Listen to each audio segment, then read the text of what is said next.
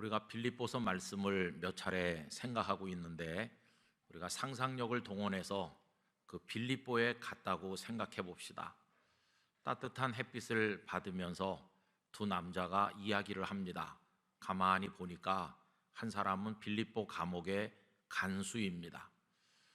그 사람이 말하기를 나 이제는 신전 안 가기로 했어.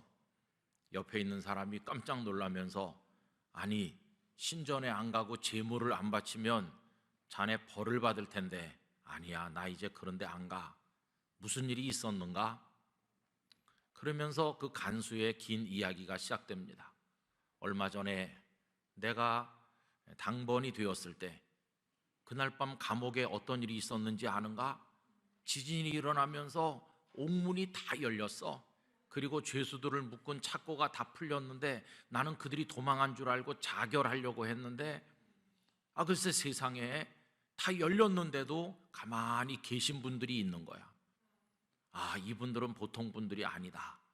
그래서 내가 그분들 앞에 엎드려서 가르침을 청했는데 그분들을 통해서 예수 그리스도라는 주님을 만났다네. 우리 가족은 다 그분을 믿기로 했고 이제는 우상을 버렸고 이제 다 세례를 받았다네. 옆에 있는 사람이 눈이 휘둥그레지면서 그게 진짠가? 정말 그날 밤 그런 일이 있었는가? 그리고 그들이 도망가지 않고 그냥 있었단 말이지. 자네 그분들이 어디 계시는지 날 좀 만나게 해줄 수 없겠나? 이래서 그 사람도 바울과 실라를 만나고 그리고 예수님을 영접하고 빌립보 교회 성도가 되지 않았을까? 이런 상상을 할 수 있지 않을까요? 여러분, 이건 상상이지 사도행전에 나오는 건 아닙니다.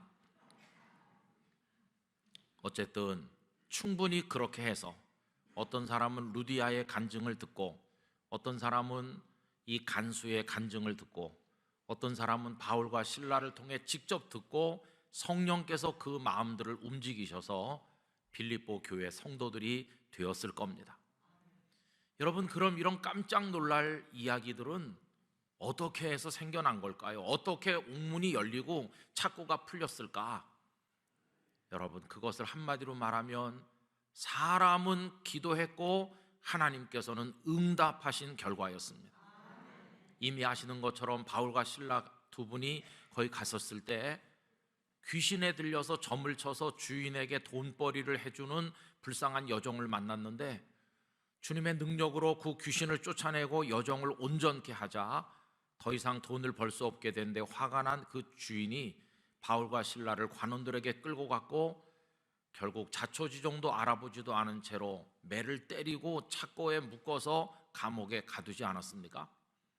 여러분, 그런데 그 고난의 밤에 하나님의 역사가 나타난 겁니다.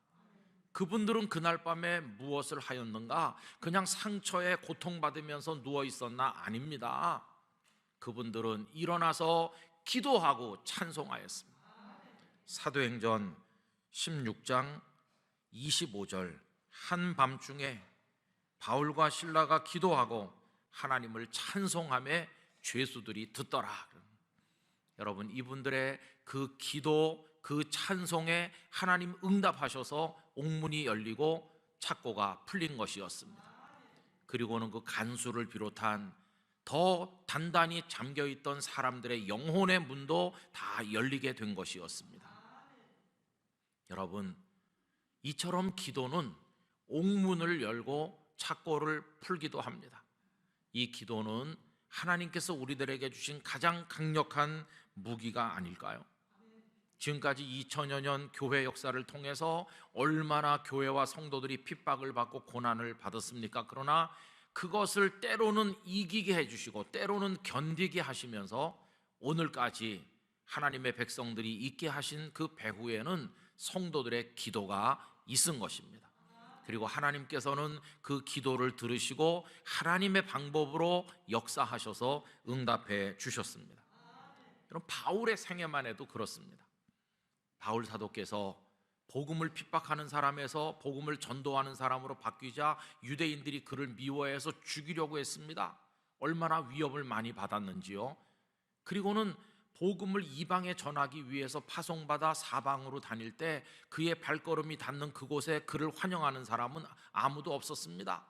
기성 종교와 타락한 사상과 그리고 퇴폐적인 삶의 방식에 깊이 찌든 그 지역의 사람들은 바울이 전하는 복음을 잘 인정하지 않았고 그들은 바울을 핍박했습니다. 얼마나 많은 곳에서 육체적 고통을, 정신적 고통을 겪었는지 말할 수가 없어요. 여러분, 우리 지난 주일에 7절 말씀을 생각했었는데 7절을 다시 한번 올라가서 보도록 하겠습니다. 다 같이 읽어보실까요? 내가 너희 무리를 위하여 이와 같이 생각하는 것이 마땅하니 이는 너희가 내 마음에 있음이며 나의 매임과 복음을 변명함과 확정함에 너희가 다 나와 함께 은혜에 참여한 자가 됨이라. 아멘. 거기 세 가지 주목하길 원하는데, 첫째는 나의 매임과 그랬습니다. 여러분, 매였어요. 결박당했습니다. 그리고 끌려가서 얻어맞고 감옥에 들어가신 겁니다. 육체적 고통을 수도 없이 받았어요. 그의 육체적 고통을 자세히 알 수 있는 부분은 고린도후서 11장 23절 이하인데, 어제 이 말씀을 다시 읽으면서 이 중에 하나만 나보고 겪어보라고 그래도 못할 것 같다, 그런 생각이 들었어요. 여러분은 어떠십니까? 제가 한번 읽어보겠습니다. 그들이 그리스도의 일꾼이냐? 정신없는 말을 하거니와 나는 더욱 그러하도다. 내가 수고를 넘치도록 하고 옥에 갇히기도 더 많이 하고 매도 수없이 맞고 여러 번 죽을 뻔하였으니 유대인들에게 40에서 하나 감한매를 5번 맞았으며 3번 태장으로 맞고 1번 돌로 맞고 3번 파선하고 일주야를 깊은 바다에서 지냈으며 여러 번 여행하면서 강의 위험과 강도의 위험과 동족의 위험과 이방인의 위험과 시내의 위험과 광야의 위험과 바다의 위험과 거짓 형제 중의 위험을 당하고 또 수고하며 애쓰고 여러 번 자지 못하고 줄이며 목마르고 여러 번 굶고 춥고 헐벗었노라. 이 외의 일은 고사하고 아직도 날마다 내 속에 눌리는 일이 있으니 곧 모든 교회를 위하여 염려하는 것이라. 얻어맞는 거 쉽습니까? 굶는 거 그거 쉽습니까? 파선당해서 바다에서 떠돌아 표류하면서 죽음의 위협 가운데 있는 거 그거 쉽습니까? 얼마나 많은 고통을 겪으셨는지 몰라요. 그뿐이 아니라 여러 교회들의 형편을 보니까 너무나 염려되는 바가 많아서 영적으로 고통도 받으셨어요. 여러분, 이 모든 고통을 사도 바울이 온몸으로 견뎌내는 건데 그게 어떻게 가능했을까? 어떻게 그걸 다 통과하고 나는 달려갈 길을 다 달렸다고 말할 수 있었을까? 여러분, 다른 거 아닙니다. 하나님 앞에 기도했기 때문이었어요. 기도를 통해서 이겨내신 것이었어요. 그래서 나의 매임, 이것도 기도를 통해서 이겼고, 또 조금 아까 7절에서 두 번째로 나온 것은 복음을 변명함이라는 게 있었죠. 여러분, 복음을 변호하고 변증하는데 얼마나 갈등이 첨예하게 대립되고 하나님의 복음을 욕보이려는 세력들이 많습니까? 그들 앞에서 바울은 두려워하지 아니하고 하나님의 복음을 변호하였습니다. 뿐만 아니라 복음을 확정한다.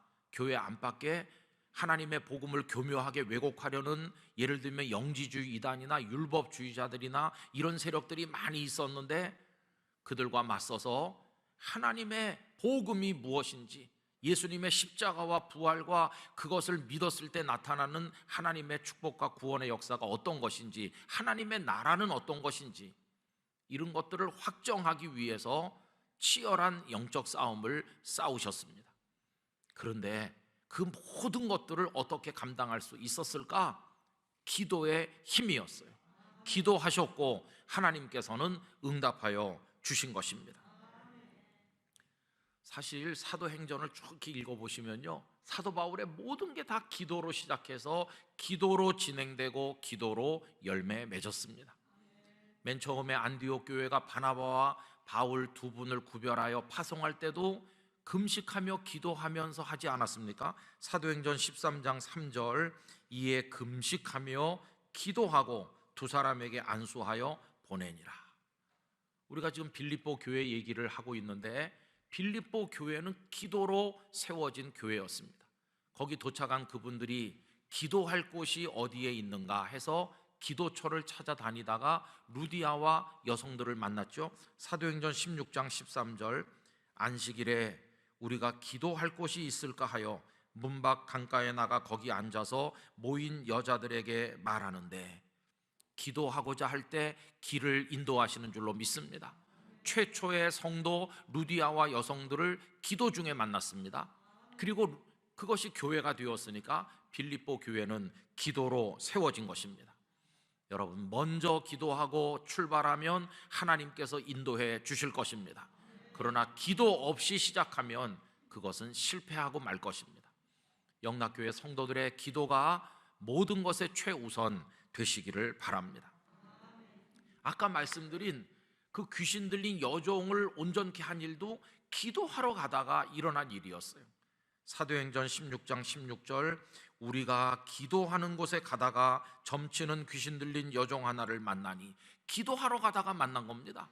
이거는 베드로와 요한께서 기도하러 가시다가 성전 미문에 안진뱅이 장애인을 만난 것과 똑같습니다. 사도행전 3장 1절 2절, 제9시 기도 시간에 베드로와 요한이 성전에 올라갈새 나면서 못 걷게 된 이를 사람들이 메고 오니, 여러분, 바울도 베드로와 요한도 매 기도가 생활화 체질화 돼 있다 보니까 언제 어떤 일을 만나도 하나님의 능력이 나타나는 그런 성령의 사람이 되어 있었던 것이었어요. 갑자기 어떤 일이 있을 때만 기도하는 게 아니라 늘상 기도하니까 하나님의 영이 늘 그들 속에 역사했고, 어떤 상황에 어려운 일을 만나도 기도로 그 상황을 극복할 수 있었던 것이었습니다. 또 바울 사도께서 하나님의 교회들을 조직하고 일꾼을 세울 때도 기도와 함께 한 것을 볼 수 있습니다. 첫 번째 전도 여행을 이제 마치고 돌아오는 길에 교회에 장로님들을 세우는데, 사도행전 14장 23절, 각 교회에서 장로들을 택하여 금식 기도하며 그들이 믿는 주께 그들을 위탁하고, 그냥 누구누구 이렇게 세우고 끝낸 게 아니에요. 같이 금식 기도를 했어요. 임직을 받는 이들이 금식 기도를 하면서 바울은 주님의 손에 이들을 부탁했어요. 주님께서 붙드셔야 그 사명을 완수할 수 있기 때문입니다. 여러분, 우리도 항존직 선거를 하는데 여러분도 기도하시고 후보가 된 분도 기도하고 모든 일이 기도 중에 이루어지기를 간절히 원합니다. 자, 여러분, 이렇게 바울은 시작부터 모든 게 하나님 앞에 기도했어요. 그래서 이제 오늘 본문 이제 9절로 와보세요. 9절, 10절, 11절은 사도 바울이 빌립보 성도들을 위해서 기도드린 내용이거든요. 그런데 그 앞부분이 어떻게 시작하고 있습니까? 내가 기도하노라, 이렇게 시작하고 있어요. 내가 기도합니다. 여러분을 위해서 다음과 같이 이렇게 기도합니다 하는 거죠. 그런데 오늘은 그 앞부분만 따서 설교 제목으로 삼았습니다. 내가 기도하노라. 여러분, 이것이 영락교회 성도들의 선언이 되기를 원합니다. 나는 기도하는 사람이에요. 이거 풀어서 생각하면 이런 말씀이겠죠. 나요, 지금 뭐 하고 있느냐고요? 나 지금 기도하고 있습니다. 형편이 그렇게 어려운데 어떻게 그걸 이기느냐고요? 저요, 기도합니다. 차가운 간방 바닥에 누웠을 때도 저는 기도하고, 길거리에서 노숙할 때도 기도하고, 다음에 선교 여행을 어디로 어떻게 갈까 준비가 부실할 때도 나는 기도합니다. 적을 만났을 때도 기도하고, 모든 순간 어떤 상황에서도 저는 기도합니다. 나 여러분을 위해서도 기도해요. 나 바울의 인생에서 기도를 빼면 남는 게 없어요. 기도하지 않으면 저는 오늘 당장 쓰러질 연약한 존재입니다. 여러분, 나 바울은 기도하는 사람입니다. 이렇게 말씀하는 것처럼 제 가슴에 들립니다. 여러분, 영락교회 성도 무엇이 특별한가? 여러분, 기도하는 성도가 되시기를 바랍니다. 우리 기도하며 살기로 합시다. 기도의 다짐을 가지기를 원합니다. 여러분 쓰러지셨어요? 기도하며 다시 일어서시기 바랍니다. 힘을 잃으셨습니까? 기도하다 능력을 얻으시길 바랍니다. 영적으로 답답하세요? 기도하면 그발강가 에스겔에게 하늘을 열어주신 하나님께서 은혜의 하늘을 열어주시고 우리 심령에 힘을 주실 줄 믿습니다. 여러분 애워싸이셨어요? 히스기야가 아수르 군대에게 포위당했지만 기도할 때 하나님은 아수르 군대를 물리쳐 주셨어요. 기도하면 우리를 애워싼 삶의 고통들이 물러갈 줄로 믿습니다. 여러분 자녀가 걱정이세요? 어머니 모니카가 간절히 기도하자 그렇게 괴롭히고 어머니 마음 아프게 하던 아들 돌아와서 성자라고 불리는 아우구스티누스가 되지 않았습니까? 여러분 기도는 우리들의 자녀를 축복의 사람으로 세워줄 줄로 믿습니다. 빌립보 교회가 기도로 시작한 것처럼 영락교회 한경직 목사님과 27분의 성도들의 기도로 세워졌으니 우리도 지금 이 교회를 위해서 사랑하는 마음으로 기도함으로 갓난아기로부터 연로하신 어르신들까지 남녀노소를 불문하고 다 은혜의 반석 위에 설 수 있도록 우리 기도해야만 될 것입니다. 교회를 위해서 기도해 주시기 바랍니다. 여러분 일제시대 때 그 고통, 해방 이후의 혼란, 6.25 전쟁의 참상, 그 이후에 전 세계에서 두 번째로 가난하던 굶주리던 나라, 정치적 그런 고통들과 혼란이 얼마나 많았어요. 그러나 구국기도원에서 구국 집회들이 열리고 성도들이 땅을 치며 가슴을 치며 하나님 앞에 눈물을 쏟아 기도해서 하나님 응답하심으로 대한민국이 여기 이렇게 건재하고 있는 거 아니겠습니까? 그럼 이 시대 이 나라와 민족을 위해 우리가 할 일이 무엇인가? 기도하는 일인 줄로 믿습니다. 여러분 기도해 주시기를 바랍니다. 성령님은요 기도의 영이십니다. 기도할 때 성령님은 임하십니다. 다락방에 모인 120여 명의 성도들이 오로지 기도에 전심전력할 때 강력하게 불처럼 바람처럼 임하시지 않았어요? 또 성령님께서는 기도하게 하시는 영이십니다. 성령님의 역사가 있으면 다 기도하지 않고는 견딜 수 없는 마음이 되는 겁니다. 그리고 성령님은 당신께서 기도하시는 분이십니다. 우리를 위해서 말할 수 없는 탄식으로. 그래서 로마서 8장 26절에 이렇게 나오죠. 우리 다 같이 읽어보겠습니다. 이와 같이 성령도 우리의 연약함을 도우시나니 우리는 마땅히 기도할 바를 알지 못하나 오직 성령이 말할 수 없는 탄식으로 우리를 위하여 친히 간구하시느니라. 성령님의 사람은 기도하는 것이.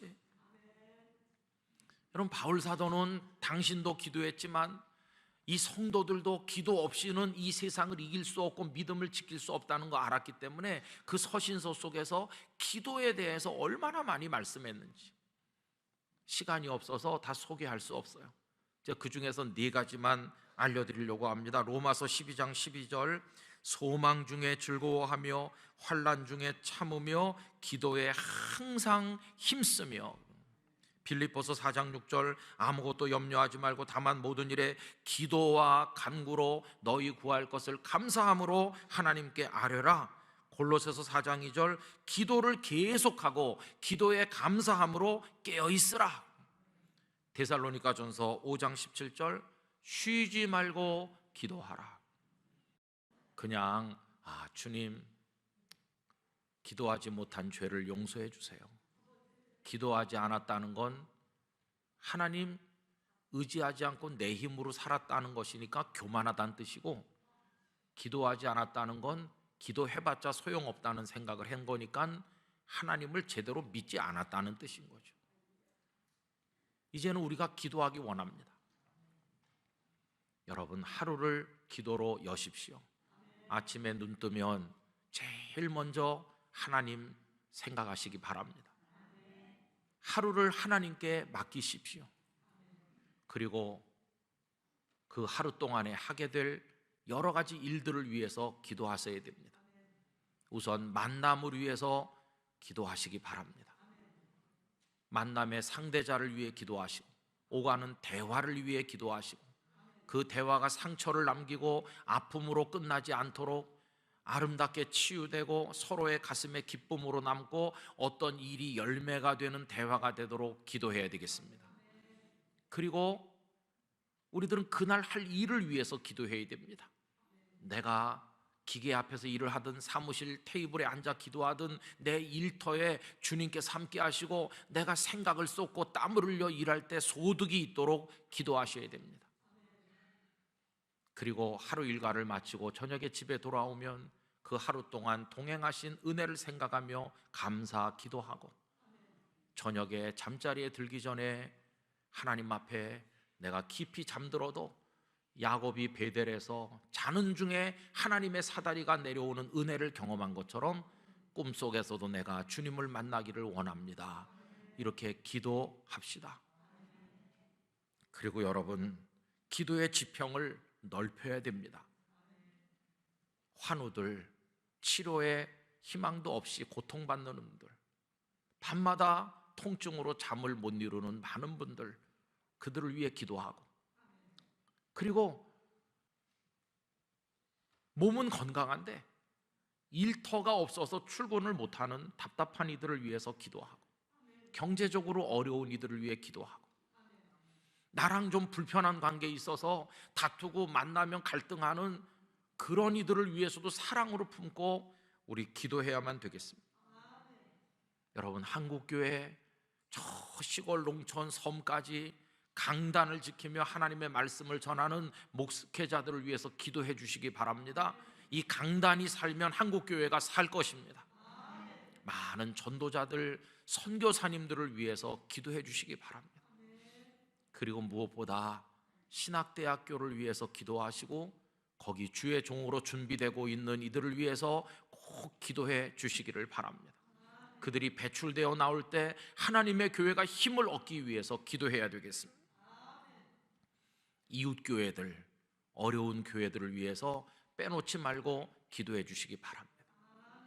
영락교회 강단을 위해서도, 베다니 광장에 오가는 성도들을 위해서도 언제나 기도해 주시기를 부탁을 드립니다. 그리고 북한의 지하교회 성도들, 그리고 이 땅에 와서 머물고 있는 자유인들, 그리고 밉지만 김정은을 위해서도 기도해야 돼요. 불쌍한 영혼이죠. 여러분, 정치하는 분들 위해서 기도하세요? 그냥 뉴스 보고 욕만 하세요? 정치하는 분들 위해서 기도해야 됩니다. 그분들이 이 나라를 잘 끌고 갈 수 있도록, 이 시대 모세와 다니엘 같은 사람 되도록, 느헤미야 같이 되도록 기도해야 됩니다. 그리고 우리 사회 음지를 위해서 봉사하는 말없는 많은 봉사자들 위해서 기도하고, 그리고 여러분, 무엇보다 국군 장병, 우리 아들들, 또 요새는 여성들도 군에 많이 가요. 그리고 군목님들과 군 선교사들, 그 군 선교 현장에 하나님의 역사가 함께하도록 기도해 주셔야 돼요. 반드시 이 나라 안보가 지켜지도록 기도하시고 복음 통일되도록 기도해 주십니다. 모든 장소, 모든 때에 기도하시기 바랍니다. 집에서도, 교회에서도, 길에서도, 운전하면서도, 낮이든 밤이든 새벽이든 언제든지 기도하시기 바랍니다. 때로는 눈 감고 기도하고, 어떤 땐 눈 뜨고 기도하고, 어떤 땐 말하면서도 기도하고, 일하면서도 기도하고, 어떤 땐 막 부르짖어 기도하고, 어떤 땐 침묵하면서도 기도하고, 괴로울 때도 기도하고, 즐거울 때도 기도하고, 그렇게 기도해야만 될 것입니다. 여러분, 우리 가슴은 요만합니다. 그렇지만 기도하면 하나님이 우리의 영혼을 키우시고 그 안에 하나님의 은혜로 가득하게 채워주실 때 우리가 큰 꿈을 꾸는 그리스도인이 될 거라고 믿습니다. 저는 영락교회가 기도로 충만하길 원합니다. 영락교회가 달리 구별된 것이 아니라 기도하는 성도들, 기도하는 교회가 되어서, 그럴 때 성경적 교회로 사명을 감당하게 될 것이라고 믿습니다. 코로나 정말 답답했죠. 성도들은 못 오시죠. 뭐 어떻게 할 수가 있습니까? 신방도 다닐 수 없고, 지금 임종을 앞둔 환우들을 병원에 찾아갈 수도 없고, 예배당은 텅 빈 곳에서 그냥 설교하고, 전문가들은 이렇게 저렇게 말씀하고, 뭐 목회자들도 의견을 나누지만 결론은 언제나 이걸 해결하실 분은 하나님밖에 없으시구나. 그렇다면 하나님께 나가는 거 뭐가 있을까? 기도밖에 없구나. 결론은 언제나 그거였어요. 여러분, 기도하는 이들이 그래도 있어서 하나님께서 이 땅을 불쌍히 여기셔서 오늘 우리가 이 자리에 있게 된 줄로 믿습니다. 그래서 내가 기도하노라 말한 것처럼 우리 영락교회 성도들도 나는 기도합니다, 여러분을 위해서도 기도합니다, 나를 위해서도 기도하고 우리 교회를 위해 기도합니다, 이렇게 말할 수 있기를 원하는 것입니다. 우리 모두 기도하며 살아야 되겠습니다.